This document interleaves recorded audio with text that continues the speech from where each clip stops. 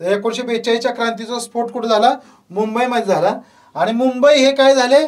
क्रांतीचे केंद्र बनले. 1942च्या क्रांतीचे केंद्र कोणते होते? मुंबई हे देशातील हे पहिलं प्रतिसरकार आहे. बलिया पूर्व उत्तर प्रदेशमध्ये जे बलिया व आझमगड या परिसरात प्रतिसरकार स्थापन झालं होतं. ते काय आहे? देशातील पहिलं प्रतिसरकार आहे. आणि प्रतिसरकार टिकलं मात्र किती? 1 आठवडाच टिकलं. जाती निर्मूलन, ज्या जातीपाती आहेत ते जाती निर्मूलन, दारूबंदी, जाती निर्मूलन, महिला सक्षमीकरण, हे महत्वाचे मुद्दे काय होते? तर महात्मांच्या रचनात्मक कार्यामध्ये येणारे मुद्दे होते. अनेक काव्य रचना कशा केल्या? त्यांनी तुकड्या म्हणून केलं. आणि त्यानं तुकड्या असे नाम कोणी दिलं? तुकडोजी महाराजांना तुकडोजी किंवा तुकड्याचं नामकरण केलं. तर त्यांचे जे गुरु होते अडकोजी महाराज.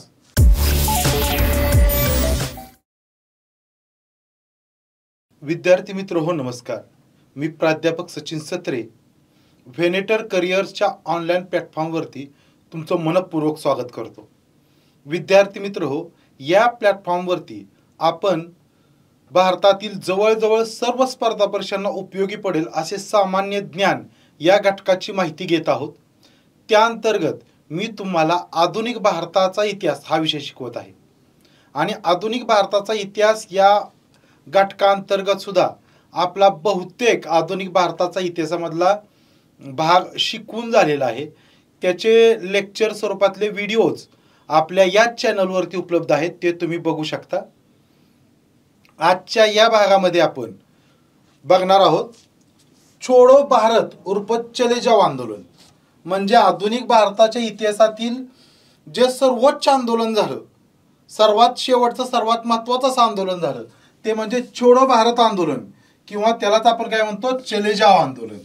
छोडो भारत आंदोलन किंवा चले जाओ आंदोलन जे 1942ला झालं, त्याच्याविषयी माहिती आपण या लेक्चरमध्ये बघणार आहोत. अगदी व्यवस्थित आणि डिटेल्समध्ये ही माहिती बघणार आहोत. विद्यार्थ्यांनो, या घटकावर येणारे जे प्रश्न आहेत ते मग UPSC असेल किंवा MPSCची राज्यसेवा पूर्व किंवा मुख्य परीक्षा असेल, किंवा कंबाईनची पूर्व किंवा मेन्स असेल, किंवा TCS आणि IBPS यांच्या घेतल्या जाणाऱ्या सरळ सेवा परीक्षा असतील, किंवा अगदी पोलीस भरतीची एक्झाम असतील, त्यामध्ये अगदी छोडो भारत चळवळीवर भारताच्या लेवलला किंवा महाराष्ट्राच्या लेवलला कोणतेही प्रश्न विचारले तरी तुम्हाला उत्तर यावीत अशा पद्धतीनं आपलं हे लेक्चर होणार आहे. त्यामुळे लेक्चर लक्षपूर्वक बघा. तर बघा, याची आपण सुरुवातीला पार्श्वभूमी बघूया छोडो भारत आंदोलनाची. तर 14 जुलै 1942, 14 जुलै 1942ला काँग्रेस कार्यकारिणीची बैठक झाली वर्धा या ठिकाणी. वर्धा या ठिकाणी बघा, 14 जुलै 1942ला काँग्रेस कार्यकारिणी म्हणजे काँग्रेस वर्किंग कमिटीची बैठक कुठे झाली? वर्धा या ठिकाणी. आणि वर्धा या ठिकाणची जी बैठक झाली त्यामध्येच काय झालं? छोडो भारतचा प्रस्ताव संमत झाला. छोडो भारतचा प्रस्ताव कुठं संमत झालाय? पहिल्यांदा हे लक्षात घेणं गरजेचं आहे.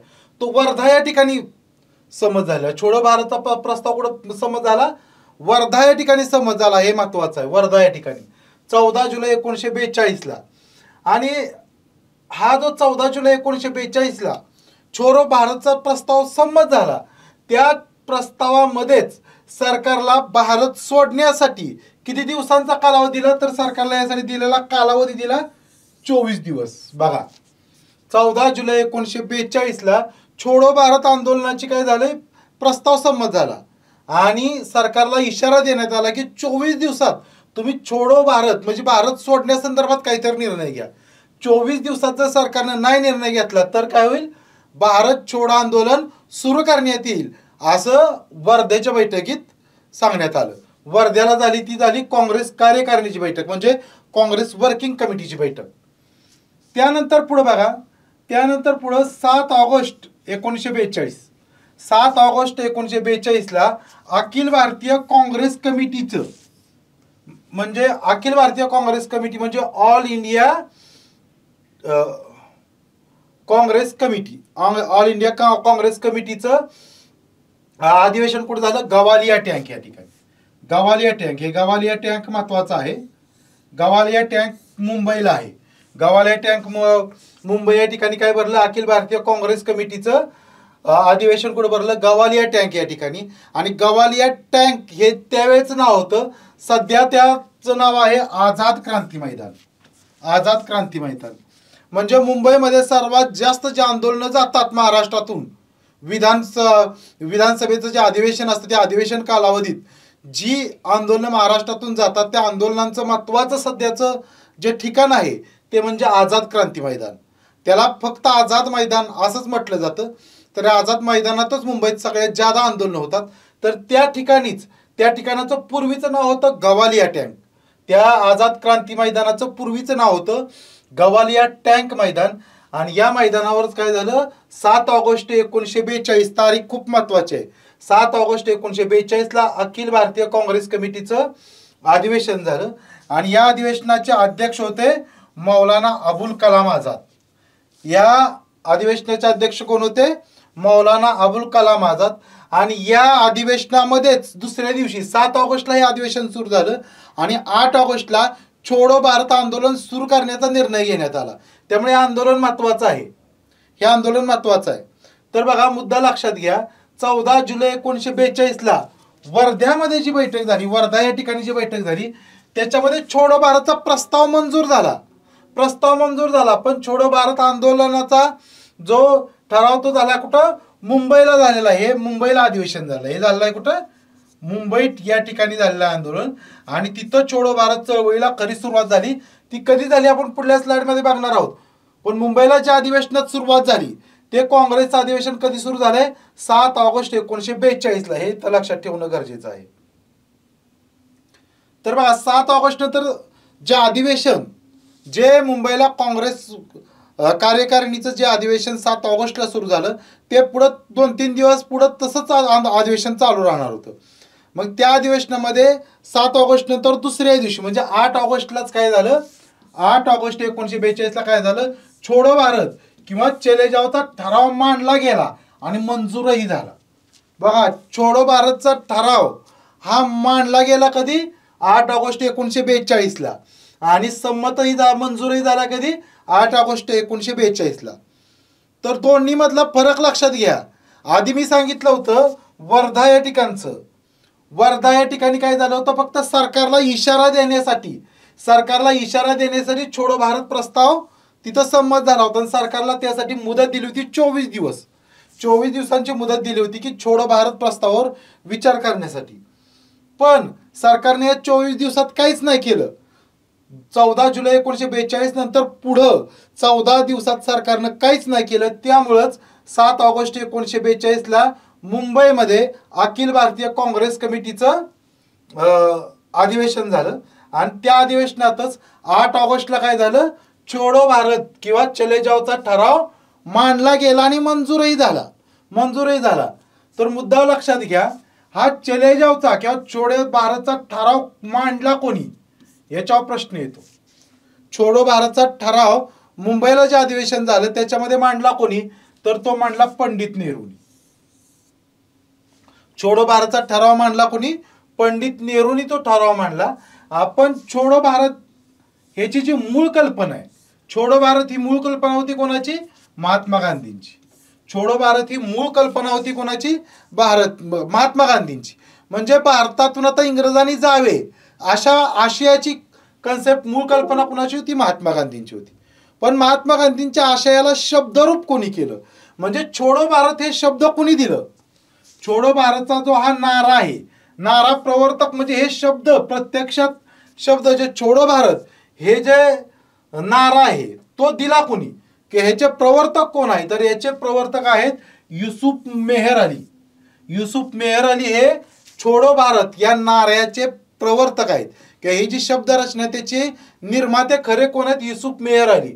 पण छोडो भारत ही मूळ कल्पना विचारली तर ती महात्मा गांधींची. आणि हा नारा प्रवर्तक कोण आहेत, युसुफ मेहर अली. आणि चले जाओचा ठराव 1942 मध्ये मांडणारे कोण आहेत, पंडित नेहरू. या तिघांची नावं या संदर्भात मला लक्षात ठेवायचे आहेत. आणि त्यानंतरचा मुद्दा महत्वाचा आहे ते म्हणजे हे चले जाओ किंवा छोडो भारत आंदोलन झालं ते कोणाच्या नेतृत्वाखाली झालं. असा जर प्रश्न विचारला, चले जाओ किंवा छोडो भारत आंदोलन कोणाच्या नेतृत्वाखाली झालं, तर ते झालेलं आहे महात्मा गांधींच्याच नेतृत्वाखाली. ते झालेलं आहे महात्मा गांधींच्या नेतृत्वाखाली झालं आहे. पण ठराव मांडला पंडित नेहरूंनी. ही मूळ कल्पना महात्मा गांधींचीच होती आणि छोडो भारत हा नारा प्रवर्तक होते युसुफ मेहर अली. तर 8 ऑगस्ट या दिवशी काय झालं, महात्मा गांधींनी हिंदी आणि इंग्लिश अशा दोन्ही भाषेतून भाषण केलं आणि भाषणातून एक मंत्र दिला, तो म्हणजे करेंगे या मरेंगे किंवा डू ऑर डाय. म्हणजे 1942ला 8 ऑगस्ट 1942ला महात्मा गांधींनी मुंबईमध्ये जे भाषण केलं गवालिया टँकवर, त्यात त्यांनी प्रथम इंग्लिशमध्ये भाषण केलं आणि इंग्लिशमध्ये भाषणात त्यांनी डू ऑर डाय हा मंत्र दिला जनतेला आणि त्यानंतर हिंदीत भाषण केलं, त्यामध्ये करेंगे या मरेंगे हा त्यांनी काय दिला, एक मंत्र दिला. आणि त्यावेळेचं महात्मा गांधींचं वाक्य खूप महत्त्वाचं आहे. ते 1942च्या आंदोलनातलं महत्त्वाचं वाक्य आहे. ते म्हणजे काय की आपली गुलामगिरी कायम राहिलेली पाहण्यासाठी आपण जिवंत राहायचे नाही, असं त्यांनी लोकांना आवाहन केलं. महात्मा गांधींनी गवालिया टँकवर भाषण करताना लोकांना काय आवाहन केलं, तर आपली गुलामगिरी कायम राहिलेली पाहण्यासाठी आपण जिवंत राहायचे नाही. म्हणजेच याचाच अर्थ काय, करेंगे या मरेंगे हा त्यांनी काय दिला, एक मंत्र दिला. मग महात्मा गांधींनी हा करेंगे या मरेंगे मंत्र दिला. मुंबईला प्रचंड प्रमाणात लोक जमलेली होती. त्यावरून काँग्रेस त्यावेळचं जे ब्रिटिश सरकार होतं, त्या ब्रिटिश सरकारनं ओळखलं की इथून पुढं काहीतरी मोठं आंदोलन होणार आहे, आपल्या विरुद्ध काहीतरी मोठं आंदोलन होणार आहे, हे ब्रिटिशांनी ओळखलं. आणि लगेच ब्रिटिश सरकारनं काय केलं, तर दुसऱ्या दिवशी 8 ऑगस्ट नंतर पुढं दुसऱ्या दिवशी 9 ऑगस्टला म्हणजे 9 ऑगस्टच्या पहाटेच काय केलं, काँग्रेसच्या प्रमुख 148 नेत्यांना अटक केली. ब्रिटिशांनी काय केली, 9 ऑगस्ट 1942लाच आंदोलन मोठं होऊ नये म्हणून काय केलं, काँग्रेसच्या प्रमुख 148 नेत्यांना, देशभरातले महत्वाचे जे 148 नेते होते त्यांना अटक केली पहाटेच्या वेळेस. आणि यामध्ये महत्वाचे तुम्हाला लक्षात ठेवण्यासाठी महत्वाचे नेते आहेत ते कोण, एक तर आहेत महात्मा गांधी, त्यानंतर पंडित नेहरू, सरदार पटेल, मौलाना आझाद, डॉक्टर राजेंद्र प्रसाद, JB कृपलानी. बघा ब्रिटिशांनी 9 ऑगस्ट 1942ला 148 नेत्यांना अटक केली. त्यामधल्या फक्त 5-6 नेत्यांचीच तुम्ही नावं लक्षात ठेवा, या नेत्यांना अटक झालेली होती. त्याचबरोबर 9 ऑगस्ट 1942ला काय केलं बघा, 148 नेत्यांना, काँग्रेसचे जे 148 नेते होते त्यांना अटक झाली. त्याचबरोबर दुसरं काय केलं, तर अखिल भारतीय काँग्रेस कार्यकारिणी जी होती आणि प्रांतीय काँग्रेस कार्यकारिणी यांच्यावर काही नियंत्रणे घालण्यात आली. अखिल भारतीय काँग्रेस जी कार्यकारिणी होती, अखिल भारतीय काँग्रेस कार्यकारिणी आणि प्रांतीय काँग्रेस कार्यकारिणी होती, यांच्यावर काय करण्यात आली, काही नियंत्रणे किंवा काही बंधनं घालण्यात आली. काय बंधनं घालण्यात आली, याच्यामुळं काय झालं, एक तर नेत्यांना अटक, त्यानंतर काँग्रेस कार्यकारिणीवर काही नियंत्रण. याच्यामुळे काय झालं, 9 ऑगस्ट 1942लाच काय झालं, संपूर्ण देशात छोडो भारत आंदोलनाला सुरुवात झाली. भारतात छोडो भारत आंदोलनाला सुरुवात काय झाली, 9 ऑगस्ट. 8 ऑगस्टलाच तो ठराव मंजूर झाला, पण 9 ऑगस्टला सुरुवात झाली असं आपल्याला म्हणता येईल. 8 ऑगस्ट किंवा 9 ऑगस्ट या दोन्ही तारखांमध्येच ही संपूर्ण भारतात काय झाले, छोडो भारत आंदोलनाला सुरुवात झालेली आहे. आता बघा, पण या आंदोलनात एक मुद्दा असा झाला की 9 ऑगस्टला जरी या आंदोलनाचा बडका संपूर्ण देशभरात उडाला असला तरी 9 ऑगस्टलाच पहाटेचं काय झालं होतं, तर भारतातील काँग्रेसचे जे प्रमुख 148 नेते होते त्यांना अटक केलेली होती.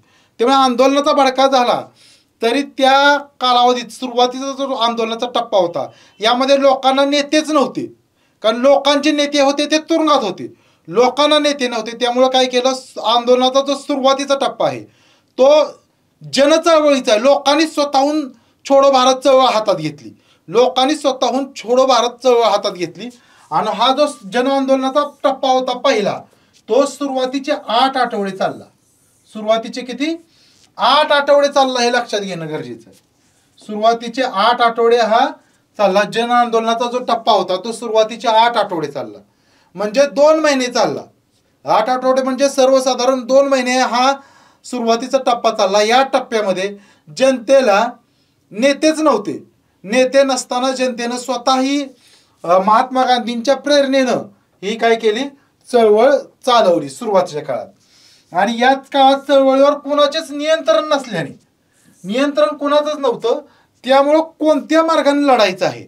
आधी महात्मा गांधी ज्यावेळेस प्रत्यक्षात आंदोलनात असायचे त्यावेळेस आंदोलनाला एक शिस्त लावण्याचं काम महात्मा गांधी करत होते.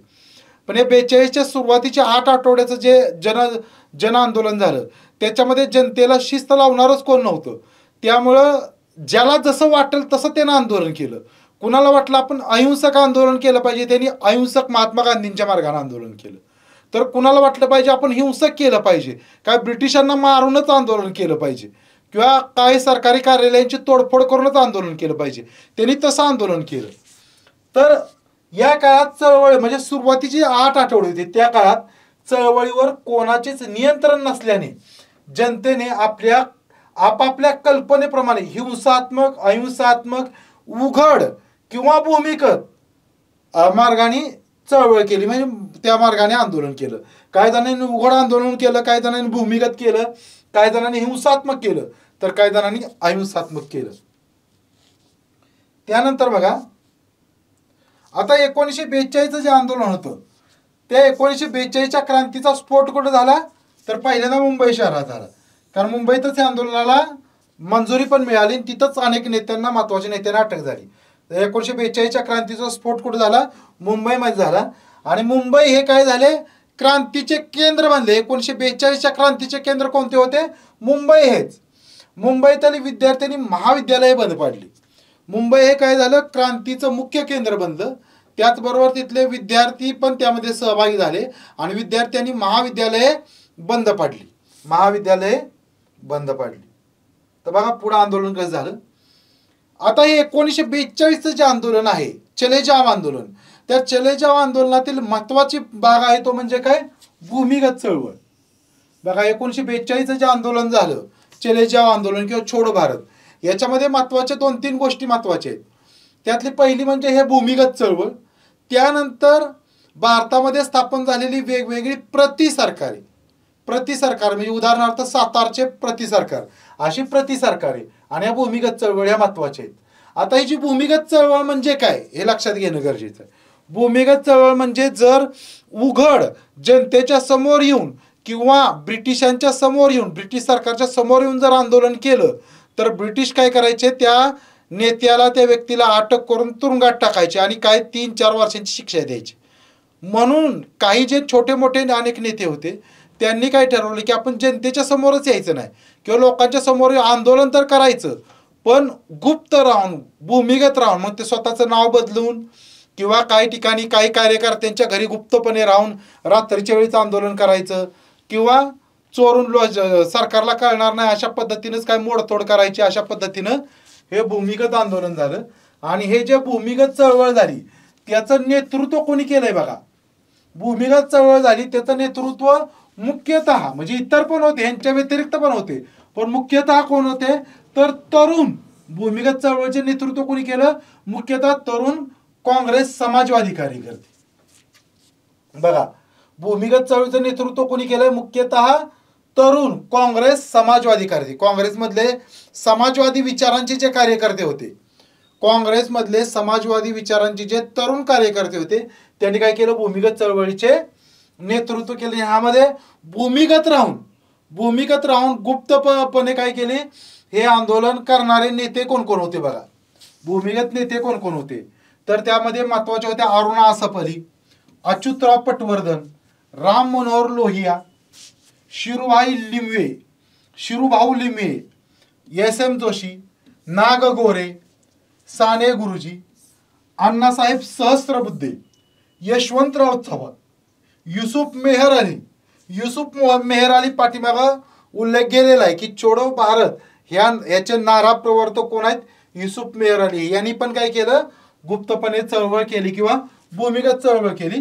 आणि पुढं जाऊन या भूमिगत आंदोलनात सहभागी कोण झाले जयप्रकाश नारायण हे सुरुवातीला नव्हते पण नंतर झाले. नंतर आले कसे ते जेलमधून निसटले, त्यांना पण आधी तुरुंगात टाकलं होतं ब्रिटिशांनी, पण ते जेलमधून निसटल्यानंतर त्यांनी काय केलं भूमिगत चळवळीत सहभाग घेतला आणि आंदोलनाला पुढे नेण्याचं काम केलं.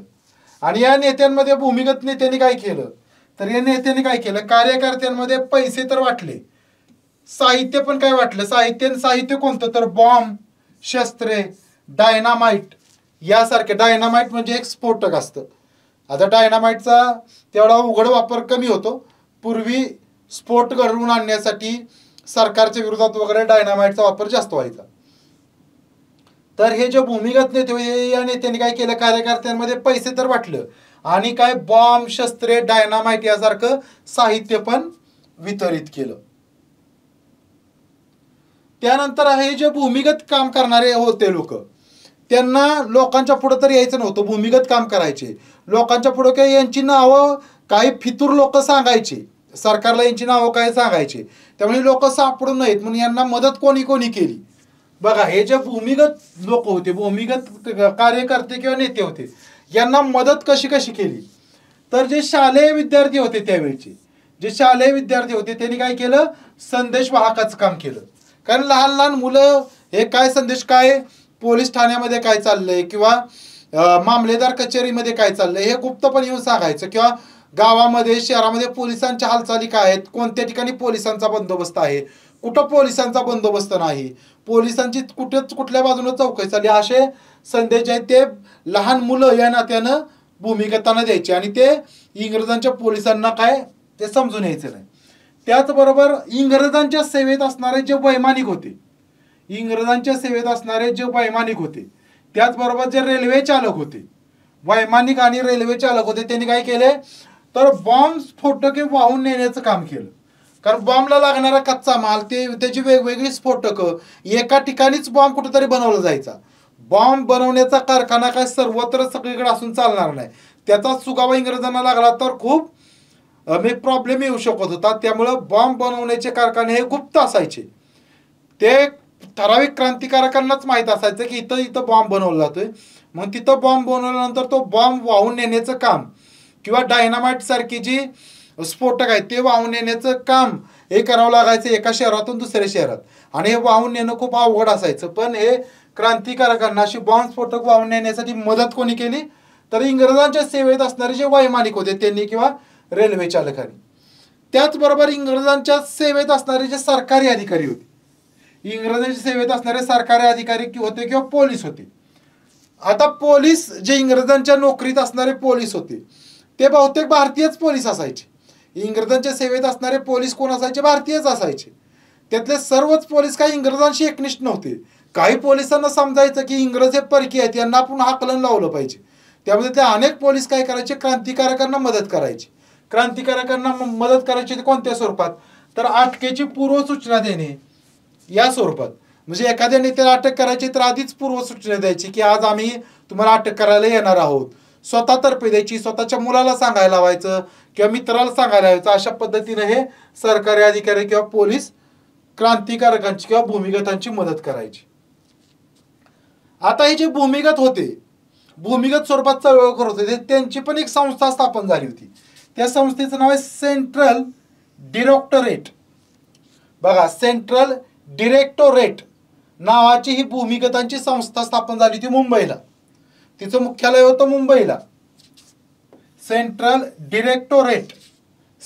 डिरेक्टोरेट नावाची संस्था स्थापन झाली होती मुंबईला. ही होती भूमिगतांची संस्था. खालीलपैकी भूमिगतांची संस्था कोणती असा प्रश्न विचारला तर तुम्हाला उत्तर देता आलं पाहिजे. ती संस्था आहे सेंट्रल डिरेक्टोरेट.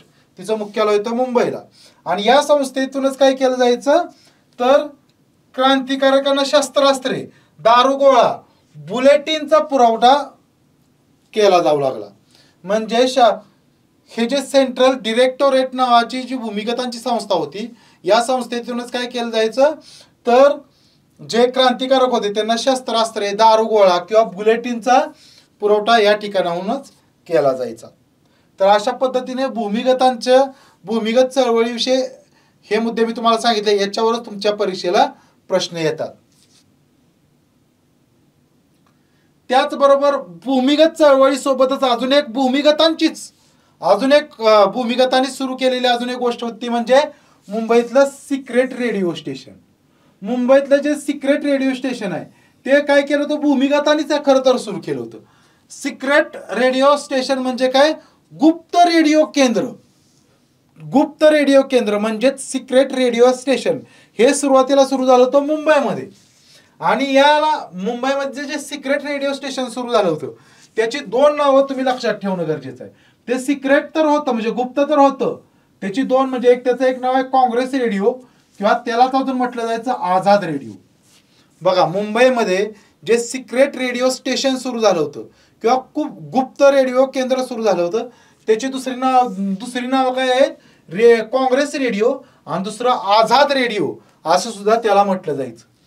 आणि हे मुंबईमध्ये जे सिक्रेट रेडिओ स्टेशन सुरू झालं होतं ते चालवणारे चालक कोण होते बघा. हे सिक्रेट रेडिओ स्टेशन चालवणारे चालक होते त्यात ही एक मुलगी होती कुमारी उषा मेहता. त्यावेळची मुलगी ही महान क्रांतिकारक म्हटलं पाहिजे.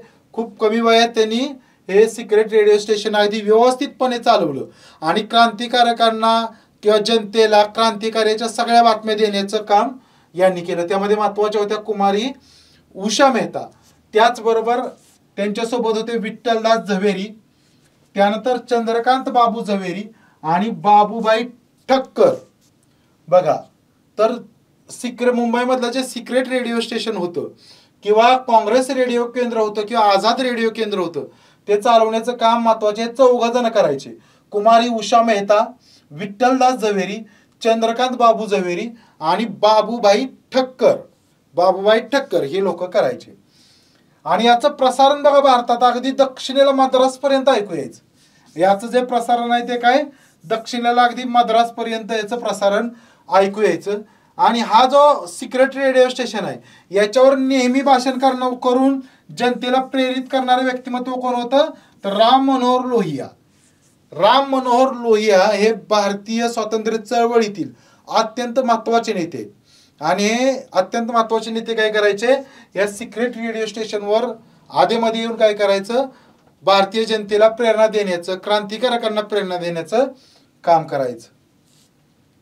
आता हे जे सिक्रेट रेडिओ स्टेशन आहे त्या सिक्रेट रेडिओ स्टेशनला जे प्रक्षेपण साहित्य आहे म्हणजे प्रक्षेपण करण्याचं साहित्य आहे म्हणजे ब्रॉडकास्टिंगचं जे मटेरियल आहे ते कोणी पुरवलं होतं म्हणजे या रेडिओ प्रक्षेपण साहित्य कोणी पुरवलं तर ते होते नानका मोटवानी यांनी काय केलं होतं या सिक्रेट रेडिओ स्टेशनसाठी प्रक्षेपण साहित्य पुरवलं होतं. त्याचबरोबर या मुंबईमध्ये जे सिक्रेट रेडिओ स्टेशन झालं होतं तशीच सिक्रेट रेडिओ स्टेशनचा अजून इतर शहरांमध्ये झाली होती. ती म्हणजे पुण्यामध्ये पण झालं होतं सिक्रेट रेडिओ स्टेशन. त्याचबरोबर कलकत्त्यात आणि दिल्लीला, पुणे, कलकत्ता आणि दिल्ली या 3 ठिकाणी सुद्धा गुप्त रेडिओ केंद्रे म्हणजेच सिक्रेट रेडिओ स्टेशन सुरू झाली होती. पण पुणे, कलकत्ता आणि दिल्ली इथली सिक्रेट रेडिओ स्टेशन तेवढी जास्त कालावधी चालली नाहीत, कमी कालावधी चालली. त्यानंतर आपण बघूया पुण्यातील चळवळ. 1942 जे छोडो भारत चळवळ होती किंवा छोडो भारत आंदोलन होतं त्यामध्ये महाराष्ट्रात आणि संपूर्ण भारतात काय काय चळवळी झाल्या या आपण आता इथून पुढे क्रमवार बघत आहोत. तर त्यामध्ये पुण्यातील चळवळ आता बघतोय आपण या स्लाइडमध्ये. तर या दरम्यान 1942च्या चळवळी दरम्यान काय झालं पुण्यातील वेस्ट एंड आणि कॅपिटल या 2 चित्रपटगृहात काय झाले बॉम्बस्फोट घडवून आणले गेले. क्रांतिकारकांनी पुण्यातील वेस्ट एंड आणि कॅपिटल या 2 चित्रपटगृहात बॉम्बस्फोट घडवून आणले. आणि पुण्याच्या चळवळीचं महत्त्वाचं वैशिष्ट्य बघा काय पुण्यामध्ये जी चळवळ होती त्याचं महत्त्वाचं वैशिष्ट्य काय तर पुण्यातील चळवळीत कोण आघाडी होते विद्यार्थी, युवक आणि युवतींची अधिक संख्या होती. पुण्यातील चळवळीत कुणाची संख्या होती विद्यार्थी, युवक आणि युवतींची संख्या अधिक होती. कारण सध्या जरी म्हटलं तर महाराष्ट्रात सगळ्यात जास्त युवक युवती कुठं आहेत पुणे शहरातच आहेत. कारण संपूर्ण महाराष्ट्रातून शिक्षणासाठी विविध प्रकारच्या शिक्षणासाठी जास्तीत मुलं पुण्यामध्येच येतात. त्यामुळे पुण्यामध्ये सध्या पण विद्यार्थी, युवक आणि युवतींची संख्या जास्त आहे. तशी त्यावेळी पण विद्यार्थी शिक्षणाचं माहेरघर पुणेच होतं. तर पुण्यात येणारे युवक आणि युवतींची संख्या जास्त होती. तेव्हा पुण्यातील चळवळीत विद्यार्थी, युवक आणि युवतींची अधिक संख्या होती हे तर लक्षात ठेवलं पाहिजे. त्यानंतर बघा काही सशस्त्र काय कार्यक्रम राबवले गेले. 1942 जे आंदोलन होतं त्या दरम्यान काय सशस्त्र कार्यक्रम काही लोकांनी राबवले गेले, काय सशस्त्र कारवाई केल्या. त्यामध्ये महत्त्वाचा आहे तो म्हणजे आझाद दस्ता ही शेतकऱ्यांची सशस्त्र सेना होती बरं का. आझाद दस्ता ही कुणाची होती शेतकऱ्यांची, लक्षात ठेवणं गरजेचं. शेतकऱ्यांची सशस्त्र सेना होती. आझाद दस्ता ही शेतकऱ्यांची सशस्त्र सेना होती. आणि याचे प्रमुख कोण होते? आझाद दस्ताचे प्रमुख होते भाई कोतवाल. आझाद दस्ता ही जी शेतकऱ्यांची सशस्त्र सेना होती त्याचे प्रमुख होते भाई कोतवाल. आणि आझाद दस्ता ही जी सशस्त्र सेना होती त्याचं कार्यक्षेत्र कोणतं होतं बघा. याचं कार्यक्षेत्र होतं नेरळ माथेरान. नेरळ माथेरान, माथेरान हे थंड हवेचं ठिकाण आहे. त्याच ठिकाणी नेरळ जवळच आहे ते माथेरान. तर आझाद दस्ता या सशस्त्र सेनेचं कार्यक्षेत्र होतं नेरळ माथेरान. आणि नेरळ माथेरान हे कुठं आहे? सध्याच्या कर्जत तालुक्यात. पण तो कर्जत तालुका कुठला? रायगड जिल्ह्यातला कर्जत तालुका. बघा, रायगड जिल्ह्यातल्या कर्जत तालुक्यात नेरळ माथेरान हे कार्यक्षेत्र होतं कोणाचं? आझाद दस्ता या सशस्त्र सेनेचं. आणि आझाद दस्ता ही सशस्त्र सेना कोणाची होती? शेतकऱ्यांची. त्याचे प्रमुख होते भाई कोतवाल. आता हे जे नेरळ माथेरान हे ठिकाण आहे ते त्यावेळेस होतं कुलाबा जिल्ह्यात. त्यावेळेस कुलाबा हे नाव होतं जिल्ह्याचं आणि अलीकडलं नाव आहे रायगड जिल्हा. तरी आझाद दस्त्यानं अनेक सशस्त्र कारवाया केल्या, अनेक छोट्या मोठ्या अनेक सशस्त्र कारवाया केल्या. तर त्या काय बारीक सारीक कारवायांचा आपल्याला अभ्यास परीक्षेला प्रश्न येत नाही. फक्त आझाद दस्ता त्याचे प्रमुख वगैरे येतात. पण त्याने एक महत्वाचं काम काय केलं तर टाटांच्या खोपोली केंद्रातून काय होतं? मुंबईला वीज पुरवठा केला जायचा.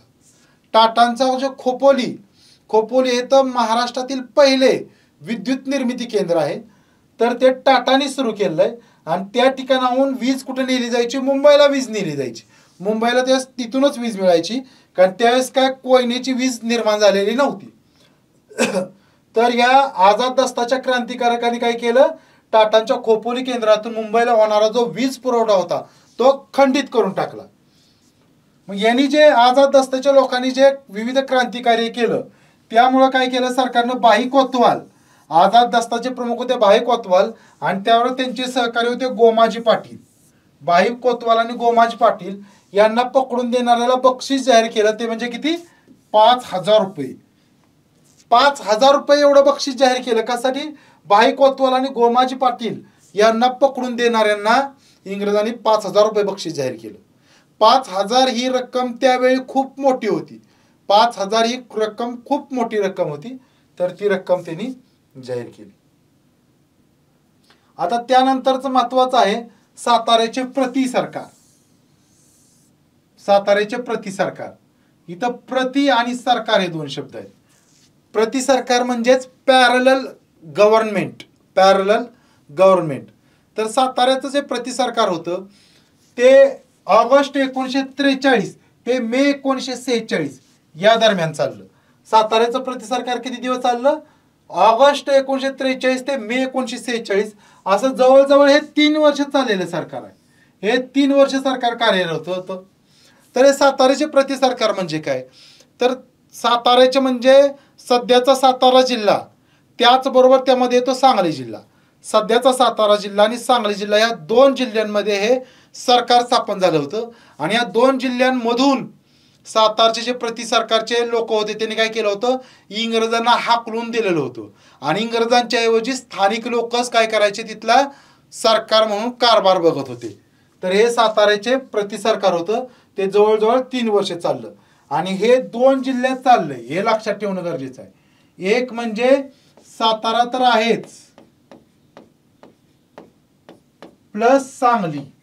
सातारा आणि सांगली त्यावेळेस एकत्र सातारा जिल्हा म्हणून एकत्र जिल्हा होता. सातारा आणि सांगली या 2 जिल्ह्यांमध्ये साताऱ्याचे प्रति सरकार चालले. आणि या साताऱ्याचे जे प्रति सरकार होते त्याचे प्रमुख कोण होते बघा? साताऱ्याचे सरकार होते प्रति सरकारचे प्रमुख होते क्रांतिसिंह नाना पाटील. क्रांतिसिंह नाना पाटील हे कोण होते? सातारच्या प्रति सरकारचे प्रमुख होते. सातारच्या प्रति सरकारचे प्रमुख होते क्रांतिसिंह नाना पाटील. आता हे क्रांतिसिंह नाना पाटील आहे ते सत्यशोधक चळवळीतून पुढे आलेले नेतृत्व होते बरं का. क्रांतिसिंह नाना पाटील हे सत्यशोधक चळवळीतून पुढे आलेले नेतृत्व होतं. मुद्दा लक्षात घ्या. क्रांतिसिंह नाना पाटलांवर ते 2 व्यक्तींचा प्रभाव होता. एक म्हणजे महात्मा फुले, सत्यशोधक समाजाचे प्रमुख महात्मा ज्योतिबा फुले. आणि दुसरे छत्रपती शाहू महाराज. छत्रपती शाहू महाराज यांच्या विचारांचा प्रभाव क्रांतिसिंह नाना पाटलांच्यावर होता. पण हे जे साताऱ्याचे प्रति सरकार झाले त्याला मुख्य प्रेरणा होती कुणाची? महात्मा गांधींची.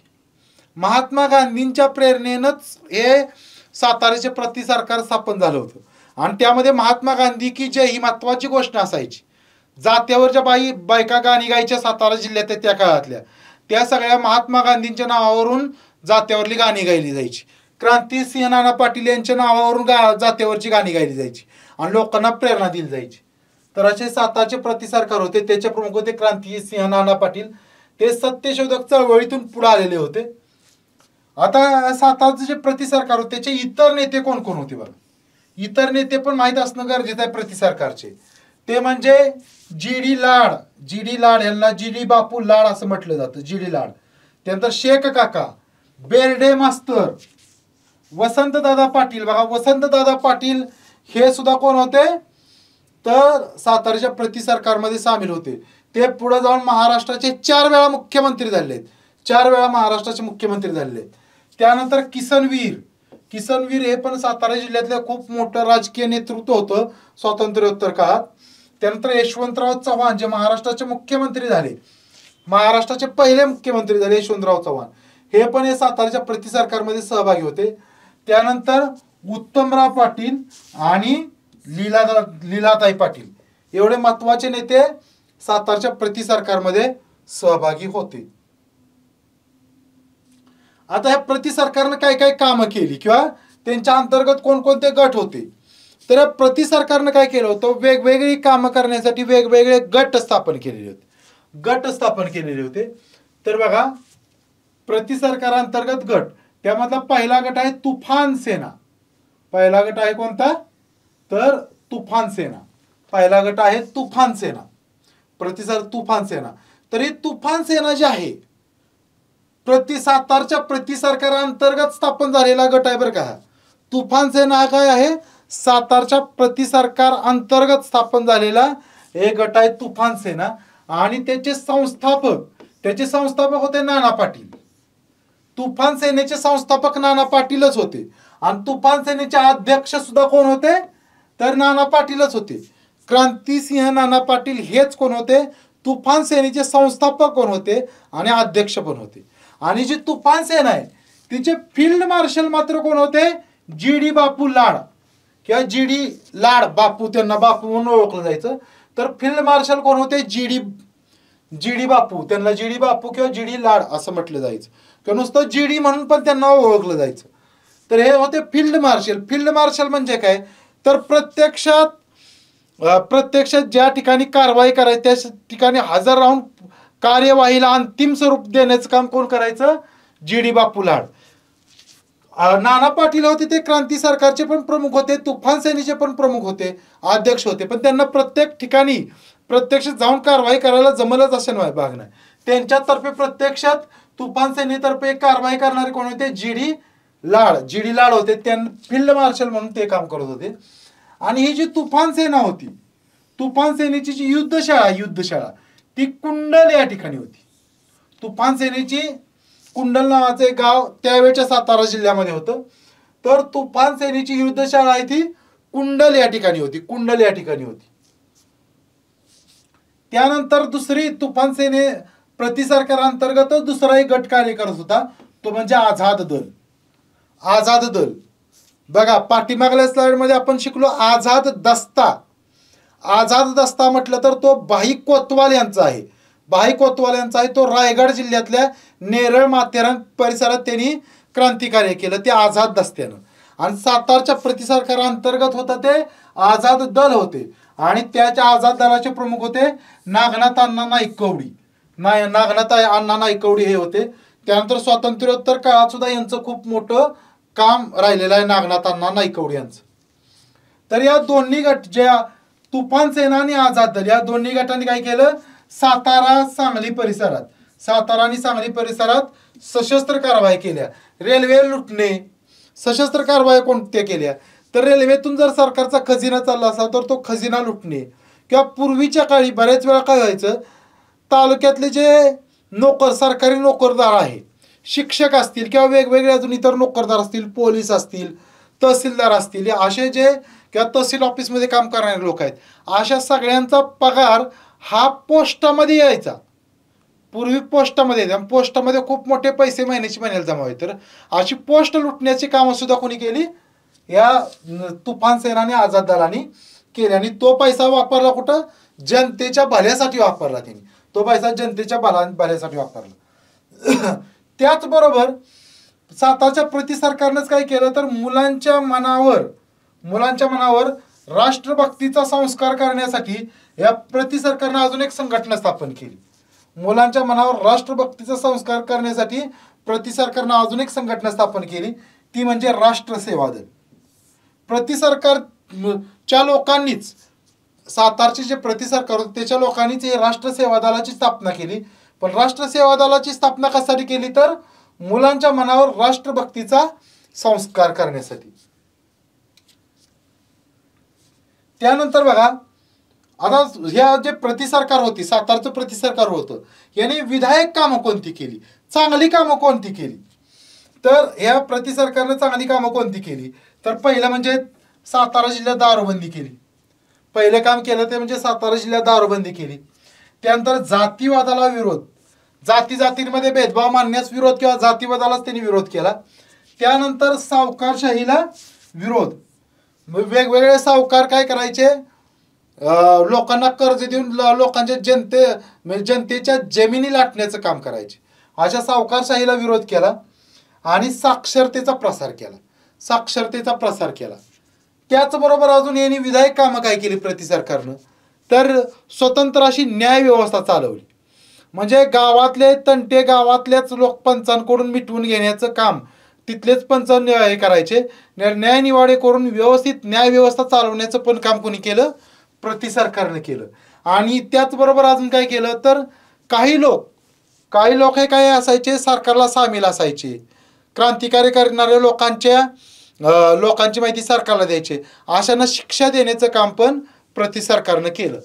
आणि या प्रति सरकारचं दुसरं नाव लक्षात ठेवणं गरजेचं आहे. प्रति सरकारला साताऱ्यामधले त्यावेळचे लोक काय म्हणायचे, पत्री सरकार. त्यालाच काय म्हणायचे, पत्री सरकार. पत्री सरकार म्हणजे काय, पत्री म्हणजे काय याचा अर्थ समजून घ्या. पत्री म्हणजे बैलाच्या पायामध्ये ठोकली जाणारी एक ती पत्री असती. तर तशी पत्री सरकार म्हणजे पत्री सरकारमध्ये जे गुन्हेगारांना शिक्षा देण्याची एक पद्धत होती, ते म्हणजे गुन्हेगाराला पकडून त्याच्या पायावर पायाचे जे तळवे आहेत त्याच्यावर लाठीनं फटके दिले जायचे. त्याला अनेक दिवस चालताच यायचं, एवढे भयंकर फटके दिले जायचे. म्हणजे थोडक्यात त्याच्या पायात पत्री मारली जायची असं म्हटलं जायचं. म्हणून प्रति सरकारलाच पत्री सरकार असं म्हणून सुद्धा ओळखलं जातं.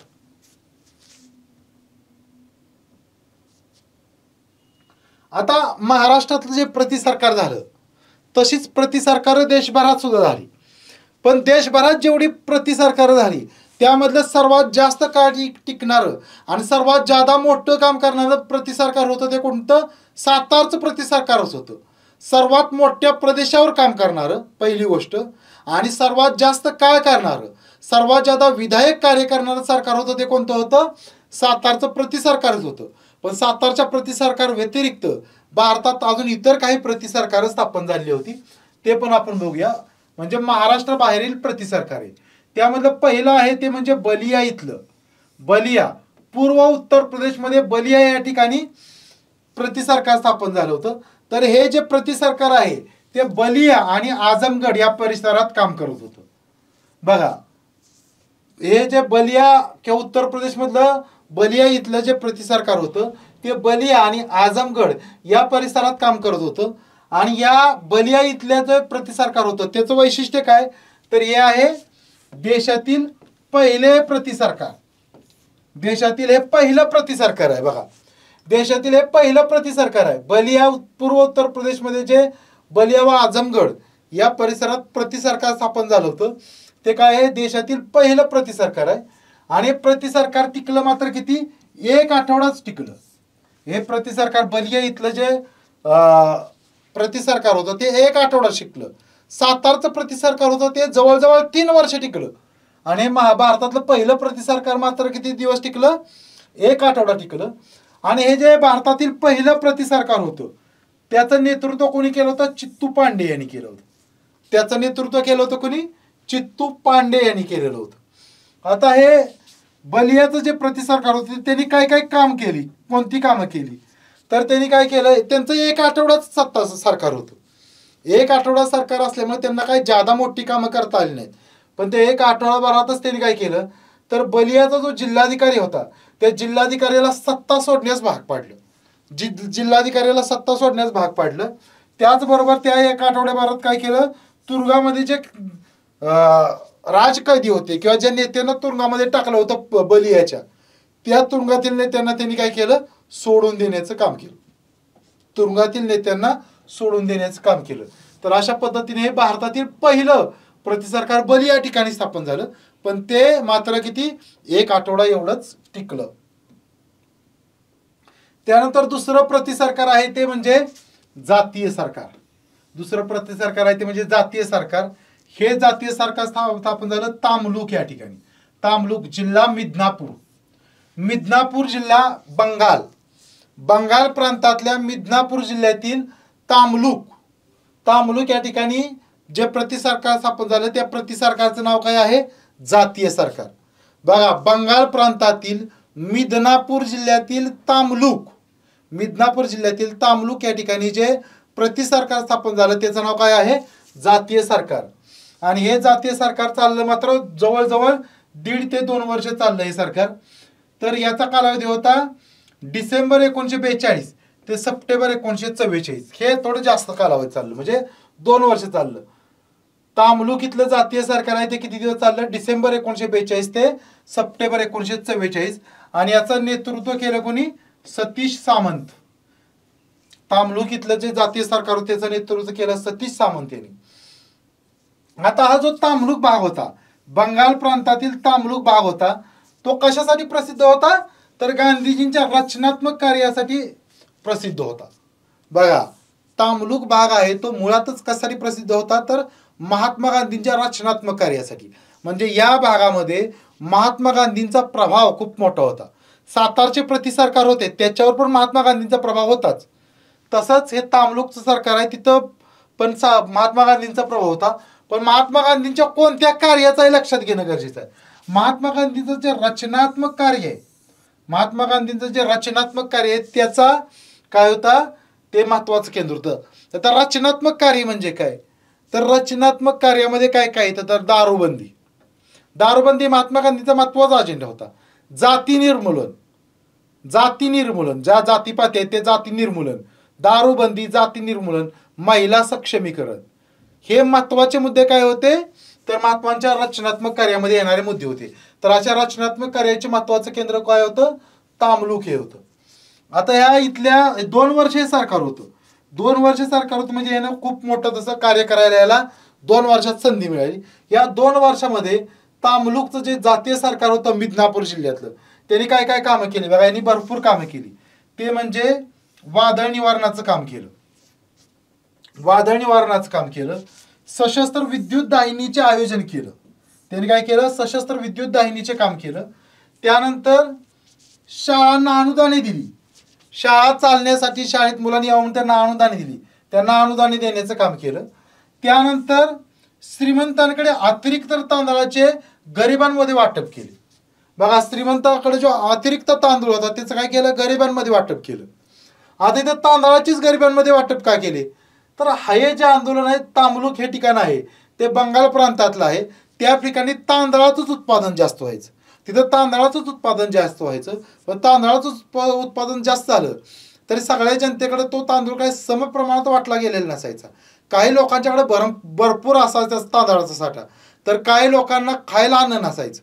ज्यांना खायला अन्न नाही त्यांनी काय केलं, जातीय सरकारनं श्रीमंतांकडील अतिरिक्त तांदूळ काढून तो गोरगरिबांमध्ये वाटला। त्यानंतर पंचायतींची स्थापना केली, पंचायतींची स्थापना न्यायनिवाडे करण्यासाठी पंचायतींची स्थापना केली, किंवा गावचा कारभार चालवण्यासाठी सुद्धा अशा पंचायतींचा उपयोग केला गेला। पंचायतींचा उपयोग 2 कामांसाठी केला गेला, एक तर गावचा कारभार चालवणे, दुसरं म्हणजे गावातले जे तंटे आहेत तिथं न्यायनिवाडा करणे यासाठी। त्यानंतर बिहारमध्ये पण काही थोड्या कालावधीसाठी प्रतिसरकार स्थापन झाली होती। तर बिहारमधली प्रतिसरकार भागलपूर आणि पूर्णिया या ठिकाणी स्थापन झाली होती। बिहारमधील प्रतिसरकार कुठं स्थापन झाली होती, तर भागलपूर आणि पूर्णिया या ठिकाणी बिहारमधील प्रतिसरकार स्थापन झालेली होती। यानंतर बघा आता आपण काय बघतोय, 1942 जे चले जाव आंदोलन आहे त्या आंदोलनादरम्यान महाराष्ट्रात आणि भारतात कोणकोणती आंदोलनं झाली हे बघतोय। पाठीमागच आपण काय बघितलं, तर भारतामधली प्रतिसरकारी, आता इतर आंदोलनं बघूया। तर बघा याच्यामध्ये विद्यार्थी पण खूप आघाडीवर होते। 1942 जे चले जाव आंदोलन होतं त्यामध्ये विद्यार्थी पण आघाडीवर होते। त्यामधले आपल्या महाराष्ट्रातल्या नंदुरबार जिल्ह्यातलं, नंदुरबार या ठिकाणचं जे आंदोलन आहे ते भारताच्या इतिहासात खूप प्रेरणादायी असं आंदोलन झालं। ते झालं शिरीष कुमार मेहता या विद्यार्थ्याच्या नेतृत्वाखाली। म्हणजे या विद्यार्थ्याच्या नेतृत्वाखाली काय केलं, विद्यार्थ्यांनी शाळेच्या इमारतीवर झेंडा फडकवला। बघा नंदुरबार या ठिकाणी शिरीष कुमार मेहता या विद्यार्थ्याच्या नेतृत्वाखाली विद्यार्थ्यांनी काय केलं, शाळेच्या इमारतीवर झेंडा फडकवला। आता या विद्यार्थ्यांनी शाळेच्या इमारतीवर झेंडा फडकवला, त्यामुळं इंग्रजांच्या पोलिसांनी काय केलं, या विद्यार्थ्यांच्यावर गोळीबार केला। या विद्यार्थ्यांच्यावर गोळीबार केला आणि त्या गोळीबारामध्ये शिरीष कुमार सोबतच इतर 4 विद्यार्थी, असे एकूण 5 विद्यार्थी हुतात्मा झाले। 5 विद्यार्थी हुतात्मा झाले। तर नंदुरबार या ठिकाणी शाळेच्या इमारतीवर झेंडा फडकवल्या प्रकरणी काय केलं, विद्यार्थ्यांच्यावर गोळीबार झाला आणि त्यामध्ये 5 विद्यार्थ्यांना हौतात्म्य पत्करावं लागलं। हौतात्म्य पत्करावं लागलं। तर ते 5 विद्यार्थ्यांमध्ये प्रमुख, बऱ्याच वेळा परीक्षेला फक्त काय येतं, शिरीष कुमार मेहता यांचंच नाव येतं, शिरीष कुमार यांचंच फक्त नाव येतं, पण त्यांच्या सोबत अजून हे 4 जणी होते, त्यांचे पण नाव लक्षात ठेवणं गरजेचं आहे। ते म्हणजे धनसुखलाल, त्यानंतर लालदास, त्यानंतर घनश्याम आणि शशीधर। धनसुखलाल, लालदास, घनश्याम आणि शशीधर हे अजून 4 विद्यार्थी होते शिरीष कुमार यांच्या बरोबर। तर नंदुरबार या ठिकाणी विद्यार्थ्यांनी केलेले हे आंदोलन आहे। त्यानंतर आता आपण बघूया विदर्भातील चळवळ। विदर्भात पण खूप मोठ्या प्रमाणावर चळवळ झाली। तर विदर्भात पहिल्यांदा क्रांतिकार्य बघूया आणि नंतर विविध विदर्भातल्या वेगवेगळ्या गावांमध्ये कशी कशी आंदोलनं झाली त्याच्याविषयी माहिती बघूया। तर विदर्भातील चलेजाव चळवळ जी आहे त्यामध्ये महत्त्वाचे आहे हिंदुस्थान लाल सेना। हिंदुस्थान लाल सेना, या हिंदुस्थान लाल सेनेची स्थापना कधी झाली हे लक्षात ठेवणं गरजेचं आहे। हिंदुस्थान लाल सेनेचं महत्त्वाचं कार्य कधी आहे, 1942च्या आंदोलनात त्यांनी महत्त्वाचं काम केलेलं आहे, पण त्याच्या आधीपासून ही सेना कार्यरत होती। 1942च्या आधीपासून ही सेना कार्यरत होती आणि या सेना ही कार्यरत होती कधी, 13 एप्रिल 1939। बघा हिंदुस्थान लाल सेना आहे ती 13 एप्रिल 1939ला स्थापन झाली होती, तिथून पुढेच कार्यरत होती। पण 1942च्या आंदोलनात मात्र यांनी महत्त्वपूर्ण असं काम केलं। आणि ही जी हिंदुस्थान लाल सेना आहे तिच्या स्थापनेची प्रेरणा कुठून घेतली त्यांनी, तर HSRA कडून। HSRA कडून काय केली, हिंदुस्थान लाल सेनेनं स्थापनेची प्रेरणा घेतली। आता HSRA म्हणजे कोण, तर HSRA जी संस्था आहे ती भगतसिंग यांची संस्था, जिचे प्रमुख भगतसिंग होते। भगतसिंग, सुखदेव राजगुरू, चंद्रशेखर आझाद ह्या संस्थेचे काय होते, सदस्य होते। तर HSRA म्हणजे काय, तर Hindustan socialist Republican association. Hindustan socialist Republican association नावाची जी संस्था 1928 मध्ये दिल्लीमध्ये स्थापन झाली होती भगतसिंग यांच्या नेतृत्वाखाली, त्या संस्थेकडूनच प्रेरणा घेऊन हिंदुस्थान लाल सेना ही स्थापन झाली विदर्भामध्ये। आता याच्यात हिंदुस्थान लाल सेनेमध्ये प्रमुख क्रांतिकारी नेते कोण होते, तर ते होते मदनलाल बागडी, विनायक दांडेकर आणि श्याम काश्मीरी किंवा श्याम नारायण काश्मीरी। तर बघा हिंदुस्थान लाल सेनेचे प्रमुख क्रांतिकारी नेते कोण होते, मदनलाल बागडी, विनायक दांडेकर आणि श्याम नारायण काश्मीरी महत्वाचे नेते होते। त्याची स्थापना कधी झाली, प्रेरणा कोणाकडून घेतली हे लक्षात ठेवणं गरजेचं आहे। तर ह्या हिंदुस्थान लाल सेने व्यतिरिक्त अजून एक लाल सेना विदर्भात होती। हिंदुस्थान लाल सेने व्यतिरिक्त अजून एक लाल सेना विदर्भामध्ये होती। त्या लाल सेनेचं कार्यक्षेत्र मात्र होतं नागपूर। ही लाल सेना होती तिचं कार्यक्षेत्र होतं नागपूर आणि याचे जे प्रमुख होते, ही नागपूरची जी लाल सेना आहे त्याचे प्रमुख होते जनरल आवारी। जनरल आवारी हे लाल सेनेचे प्रमुख होते. यांनी पण काय केलं, क्रांतिकार्यच केलेलं आहे 1942च्या आंदोलनादरम्यान. त्यानंतर बघा राष्ट्रसंत तुकडोजी महाराज. तर राष्ट्रसंत तुकडोजी महाराज हे विदर्भातलेच, यांचा जन्म विदर्भातलाच, तर आणि कार्यक्षेत्रही महत्वाचं विदर्भच. तसे भारताचे राष्ट्रसंत आहेत. भारतभर यांच्यामुळे प्रेरणा त्यावेळी पण मिळत राहिली, आताही मिळत राहते. त्यांचं कार्य खूप मोठं आहे.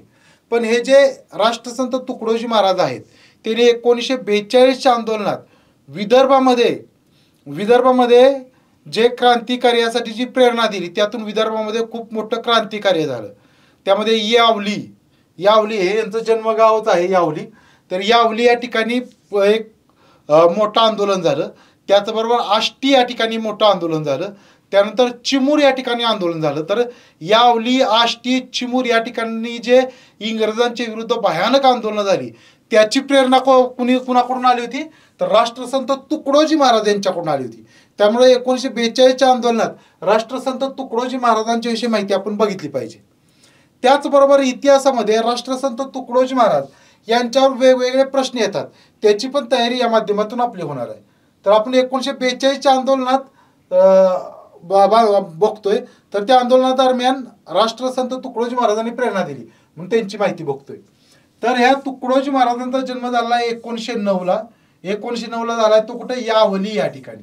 यावली जिल्हा अमरावती जिल्ह्यातील यावली या ठिकाणी राष्ट्रसंत तुकडोजी महाराजांचा जन्म झाला. आणि तुकडोजी महाराजांचं मूळ नाव परीक्षेला येतं, अनेक परीक्षांना येतं. त्यांचं नाव आहे माणिक बंडोजी इंगळे. माणिक बंडोजी इंगळे हे यांचं मूळ नाव आहे. माणिक बंडोजी इंगळे हे यांचं मूळ नाव आहे राष्ट्रसंत तुकडोजी महाराज यांचं. पण त्यांना तुकड्या म्हणून त्यांनी काय केलं, अनेक काव्यरचना केल्या. अनेक काव्यरचना कशा केल्या, त्यांनी तुकड्या म्हणून केलं. आणि त्यांना तुकड्या असे नाम कोणी दिलं, तुकडोजी महाराजांना तुकडोजी किंवा तुकड्याचं नामकरण केलं. तर त्यांचे जे गुरु होते अडकोजी महाराज, तुकडोजी महाराजांचे गुरु कोण होते, अडकोजी महाराज. तर अडकोजी महाराजांनीच काय केलं, या माणिक बंडोजी इंगळे यांना तुकड्या असं नाव दिलं किंवा तुकडोजी असं नाव दिलं. आणि या तुकडोजी महाराजांचं वैशिष्ट्य काय होतं बघा. तुकडोजी महाराजांचं वैशिष्ट्य काय होतं, तर खंजिरीच्या खाड्या आवाजातून ते जनजागृती करत. खंजिरी म्हणजे एक वाद्य आहे. तर खंजिरीच्या खाड्या आवाजातून ते काय करायचं, जनजागृतीचं काम करायचं. आणि यांच्या जनजागृतीच्या कामात मुख्यतः काय होतं, जनजागृती कार्यक्रम मुख्यतः काय होतं, अंधश्रद्धा निर्मूलन. त्यावेळेचा खूप महत्त्वाचा प्रश्न होता स्वातंत्र्यपूर्व काळातला. तर यांचं मुख्यतः अंधश्रद्धा निर्मूलन आणि जातीभेद उच्चाटन. अंधश्रद्धा निर्मूलन आणि जातीभेद उच्चाटनाचं कार्य संत तुकडोजी महाराज आपल्या कीर्तने किंवा प्रवचनांच्या माध्यमातून करायचे. आणि यांच्या रचना ज्या आहेत, यांच्या ज्या काव्यरचना आहेत, त्या जशा मराठीत आहेत तशा हिंदीत पण आहेत. हिंदी आणि मराठी या दोन भाषांमध्ये त्यांनी काय केल्या, आपल्या पद्यरचना केल्या राष्ट्रसंत तुकडोजी महाराज यांनी. त्यानंतर बघा स्वातंत्र्य लढ्यातील तुकडोजी महाराजांची प्रेरणादायी गीते. मी पाठीमागे सांगितलं की 1942च्या आंदोलनात राष्ट्रसंत तुकडोजी महाराजांनी काय केलं, क्रांतिकारकांना प्रेरणा देण्याचं काम केलं.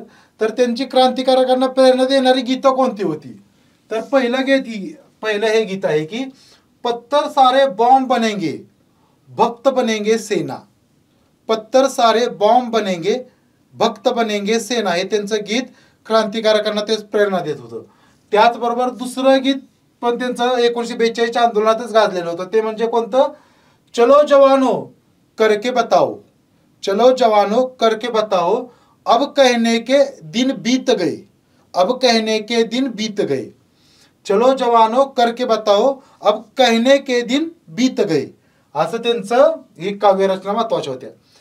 त्याचबरोबर या चले जाव चळवळी दरम्यान जनतेस चेतवल्या प्रकरणी तुकडोजी महाराजांना अटक आणि तुरुंगवास पण झालेला आहे.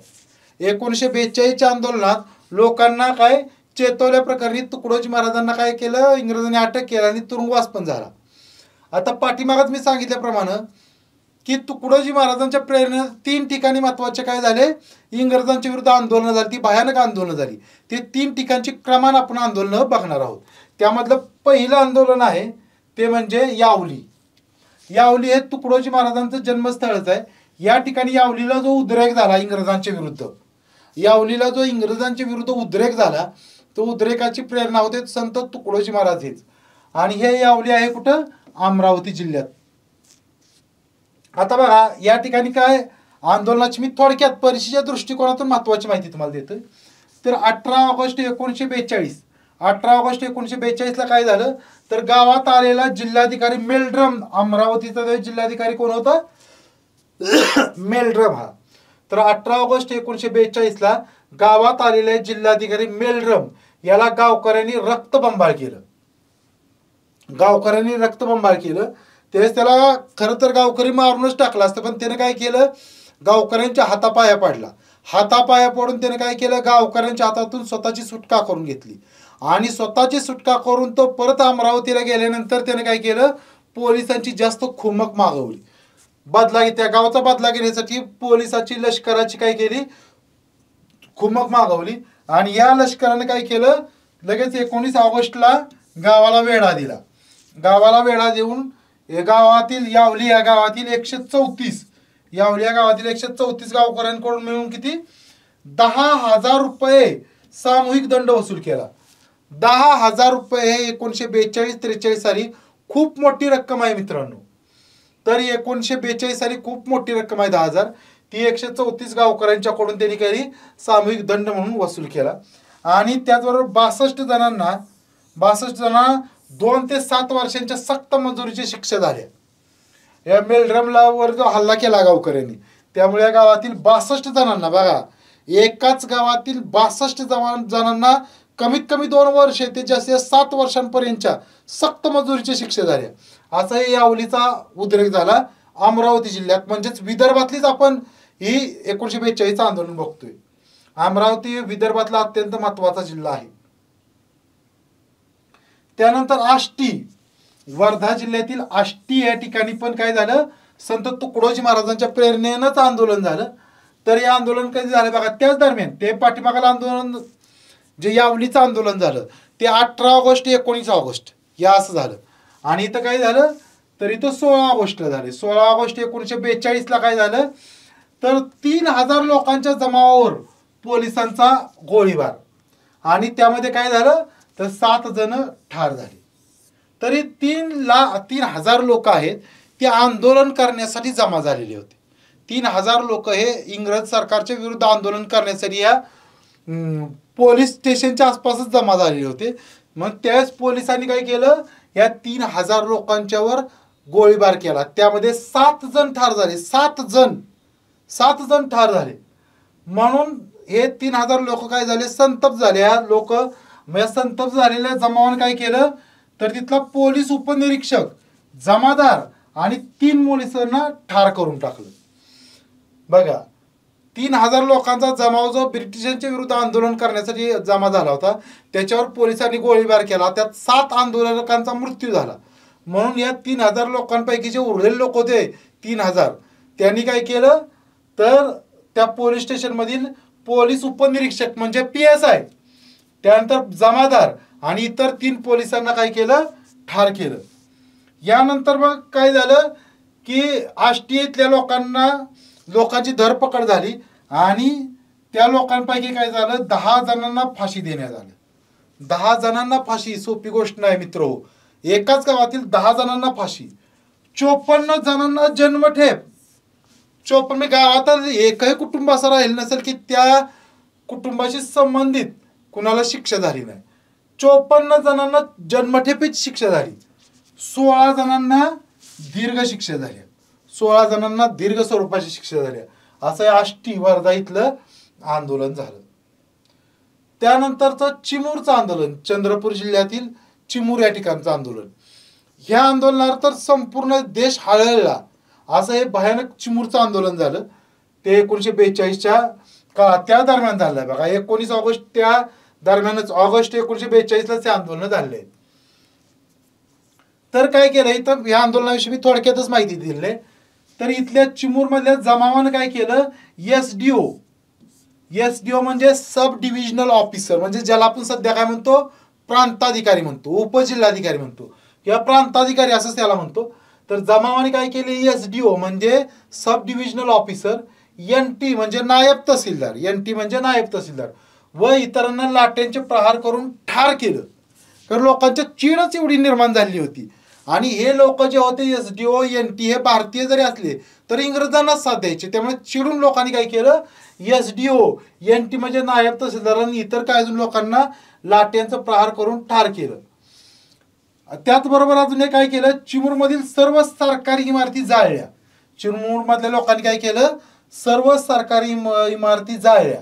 मग त्यामुळं नंतर बघा काय केलं, पोलिसांनी काय केलं तर 19 ऑगस्ट ते 26 ऑगस्ट, बघा 19 ऑगस्ट ते 26 ऑगस्ट 1942, 26 ऑगस्ट 1942 या दरम्यान पोलिसांनी काय केलं, चिमूर गावात तळ ठोकला. 19 ऑगस्ट ते 26 ऑगस्ट म्हणजे जवळजवळ 7 दिवस पोलिसांनी काय केला, चिमूर या गावात तळ ठोकला. आणि या 7 दिवसात त्या गावातील लोकांच्यावर भयंकर अन्याय अत्याचार केला. कारण गावामध्ये पोलीस, कायदा सुव्यवस्था राखणार कोण, पोलीस. जर लोकांच्या अन्याय झाला तर न्याय मागायला लोक जाणार पोलिसांच्याकडेच. पण इथं 7 दिवस काय केले, पोलीसच अन्याय करतायत. अख्ख्या गावाला पोलीस धरले, गावातल्या प्रत्येक माणसाला पकडले, प्रत्येक माणसाला बांधून ठेवले, कुणालाच काय करता येईना अशी अवस्था. मग या त्यांनी काय केलं, निरपराध बायका, चिमूर गावातल्या ज्या निरपराध बायका होत्या, लहान मुलं होती, यांना बेदम मारहाण केली. त्यांचे पार ते जखमी होईपर्यंत, कायमस्वरूपी आद होईपर्यंत त्या बायकांना मुलांना मारलं.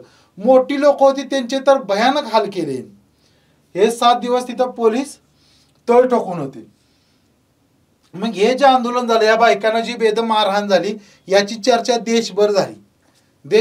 एक दिवस तर पुढे जाऊन असं झालं की देशभरातल्या जवळजवळ 100 वृत्तपत्रांनी ह्या घटनेच्या निषेधार्थ काय केलं तर हरताळ पाळला. 1 दिवसाचा हरताळ पाळला 100पेक्षा जादा वृत्तपत्रांनी देशभरातल्या.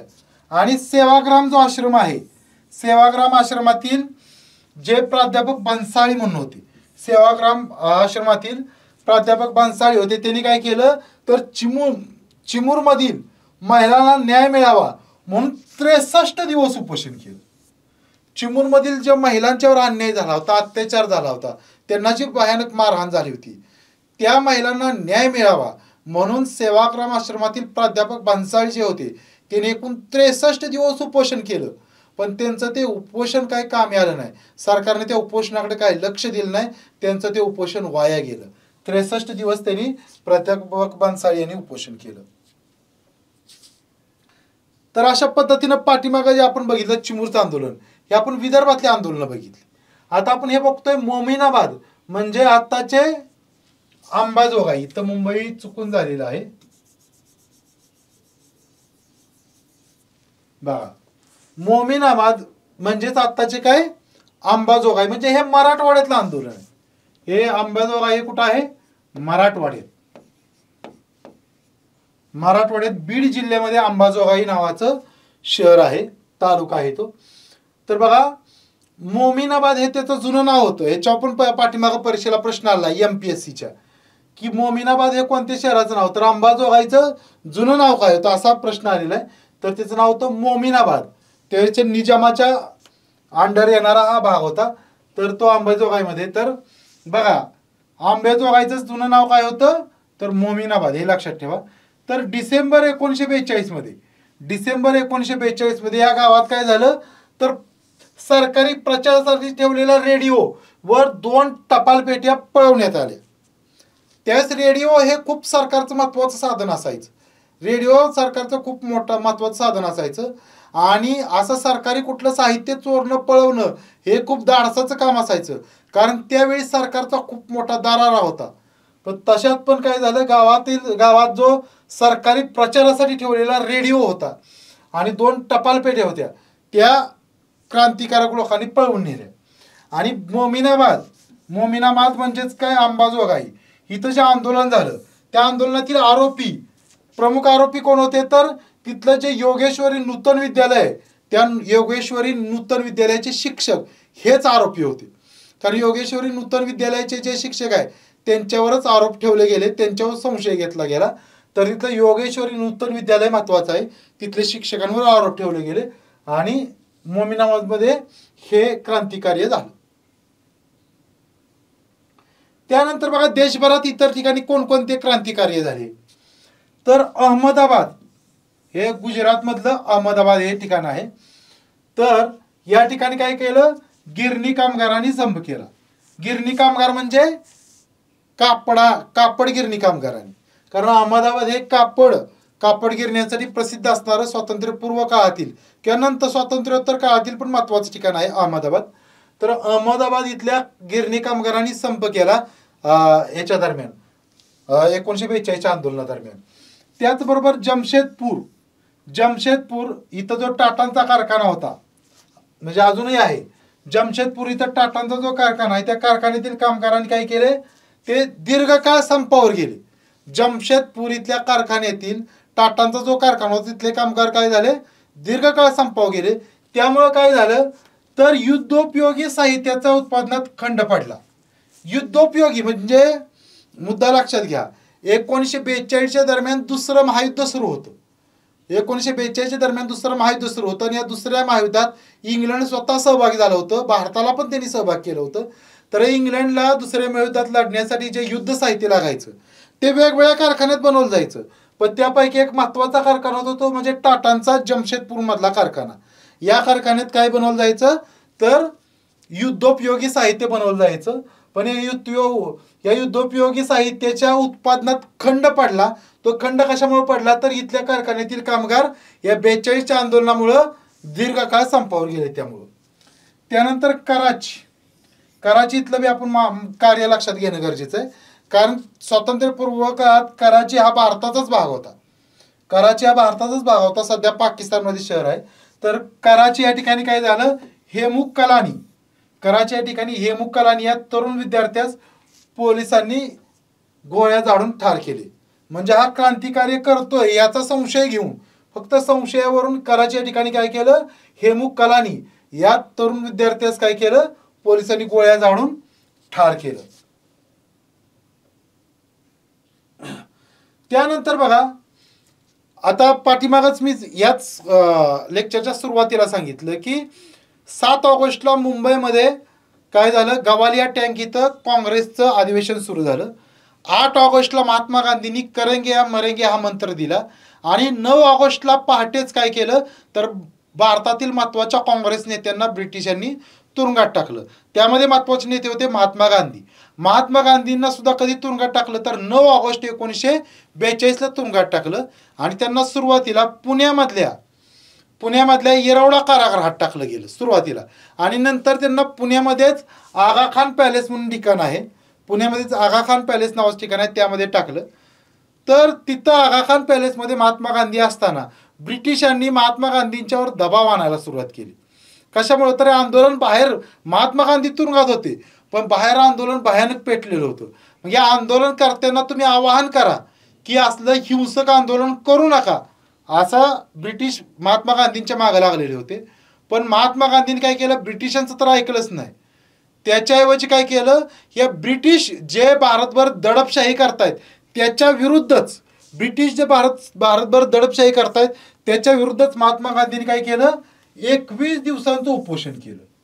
बघा, छोडो भारत चळवळी दरम्यान सरकारच्या दडपशाही विरुद्ध महात्मा गांधींनी किती दिवस उपोषण केलं, 21 दिवस उपोषण केलं. आणि उपोषण कुठे केलं, तर आगा खान पॅलेस या ठिकाणी. आगा खान पॅलेस या ठिकाणी महात्मा गांधींनी 21 दिवसांचं उपोषण केलं. हे पण इथं लक्षात ठेवणं गरजेचं आहे. त्यानंतर बघा आता पाकिस्तान दिन, कारण या आंदोलनादरम्यान कोणत्या घडामोडी झाल्या हे पण बघणं गरजेचं आहे. तर पाकिस्तान दिन पाळला गेला 23 मार्च 1943ला. तर 23 मार्च 1943 या दिवसापर्यंत किंवा 1942च्या आंदोलनात अनेक नेते काय होते, तुरुंगातच होते. तर काँग्रेसचे अनेक नेते तुरुंगात असतानाच बॅरिस्टर जिनानी काय केलं, पाकिस्तान दिन साजरा केला. पाकिस्तान दिन बघा, 23 मार्च 1943 या दिवशी काय केलं, काँग्रेसचे नेते तुरुंगात असतानाच बॅरिस्टर जिनानी काय केलं, तर पाकिस्तान दिन साजरा केला. आणि यावेळी त्यांनी मुस्लिम जनतेला काय सांगितलं बघा, यावेळी त्यांनी मुस्लिम जनतेला कोणता संदेश दिला की पाकिस्तान निर्मिती हाच मुस्लिमांचा राष्ट्रीय उद्देश आहे. पाकिस्तान निर्मिती हाच काय आहे, मुस्लिमांचा राष्ट्रीय उद्देश आहे पाकिस्तान निर्मिती. म्हणजे चले जे आंदोलन चाललं होतं ते भारत छोडो, भारताला स्वतंत्र करण्यासाठी चाललं होतं. पण त्यातच बॅरिस्टर जिनानी काय म्हटलंय की आपल्याला फक्त मुस्लिमांचा स्वतंत्र देश निर्माण करायचा आहे, त्यासाठीच आपल्याला आंदोलन करायचे आहेत. त्यामुळं हा पाकिस्तान दिन साजरा केल्यामुळं आणि बॅरिस्टर जिनानी मुस्लिम राष्ट्राचंच आवाहन भारतातील मुस्लिमांना केल्यामुळे काय झालं, 1942च्या आंदोलनात मुस्लिमांनी तेवढा सहभाग घेतला नाही, मुस्लिम तेवढे सहभागी झाले नाहीत. अनेक मुस्लिम पण सहभागी होते, पण जेवढ्या प्रमाणात व्हायला पाहिजेत तेवढ्या प्रमाणात मुस्लिम सहभागी झाले नाहीत, हे लक्षात ठेवा.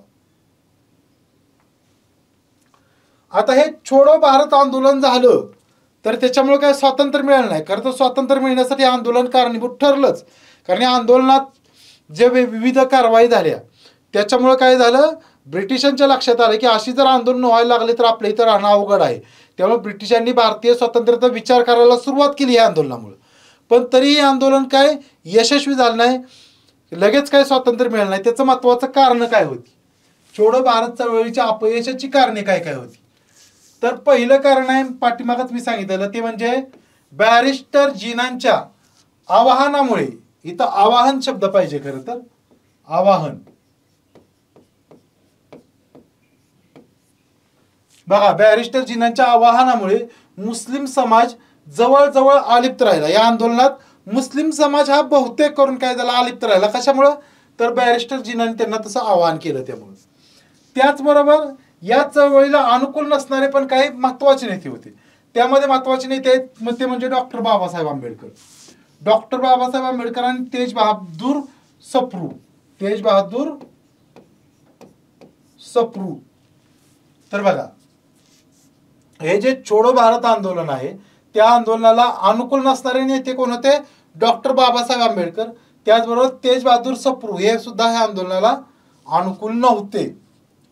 त्यानंतर ब्रिटिशांच्या युद्ध प्रयत्नांना सहकार्य करणारा पक्ष तो म्हणजे भारतीय कम्युनिस्ट पक्ष, भाकप. काँग्रेस नंतर हा एक महत्वाचा पक्ष होता. स्वातंत्र्यपूर्व काळात काँग्रेस नंतर हा अत्यंत महत्वाचा पक्ष होता, तो म्हणजे भारतीय कम्युनिस्ट पक्ष. पण यानं पण काय केलं, ब्रिटिशांच्या युद्ध प्रयत्नांनाच सहकार्य केलं. भारतीयांच्या आंदोलनाला यांनी सहकार्य नाही केलं, तर ब्रिटिशांनाच सहकार्य केलं. त्यानंतर अजून काही घटक या आंदोलनात सहभागी झाले ते म्हणजे श्रीमंत व्यापारी, जमीनदार, संस्थानिक आणि काही प्रमाणात कामगार.